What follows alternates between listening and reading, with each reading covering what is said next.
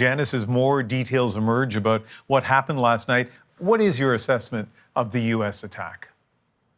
Two big takeaways here, Ian. There's not a leader in the Middle East who is not paying attention to the capacity of the United States to execute. In the Middle East, that really matters. The second quite paradoxical takeaway is it's entirely unclear what has happened to that 400 kilogram stockpile of Iranian enriched uranium. As the day went on, it becomes more and more likely that the Iranians were able to move it before, or a big part of it, before the attack began. We just don't know. We had a pretty vigorous debate on Cross Country Checkup this afternoon on CBC Radio about how real was Iran's threat of making nuclear weapons. How imminent was it? Do you have a sense of where they were at? So it depends what we mean by imminent, but there is a bigger picture here. In no other country in the world who has a civilian nuclear program is enriching consistently to the 60% level. The distance between 60% and 90% is just a sprint. Why do it and persist in doing it year after year and accumulating a stockpile if you are only interested in a civilian program?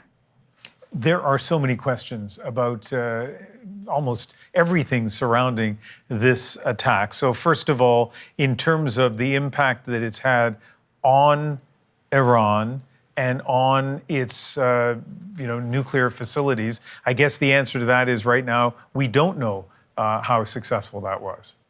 We don't know where the fuel is, and inspectors are not on the ground. We do know that some of the facilities which convert enriched uranium to metal and back into highly enriched fuel have been damaged, but we really don't know yet, Ian.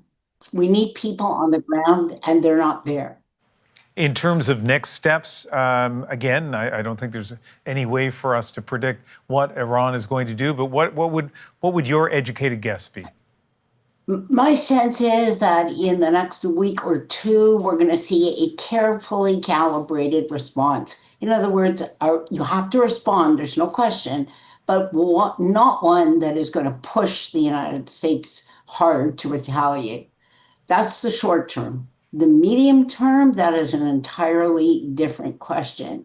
The knowledge of how to enrich uranium is still in Iran. Very likely there is a stockpile in Iran. Iran is humiliated right now. It's very possible that they will, in fact, go faster than they were going before. And what about our actions that Iran could take against the United States or other countries, but particularly the United States in terms of, I've heard talk about, cyber attacks? There's certainly a broad range of cyber options, but the United States has very good cyber retaliatory capacity, but that any cyber attack would still not heat this up. An attack on a U.S. base, and they've largely evacuated many of the forces, that would satisfy the need to show you're doing something. It wouldn't push it over the edge. At the other end, close the Straits of Hormuz, which would hurt Iran as much as everybody else, but it would hurt everybody else.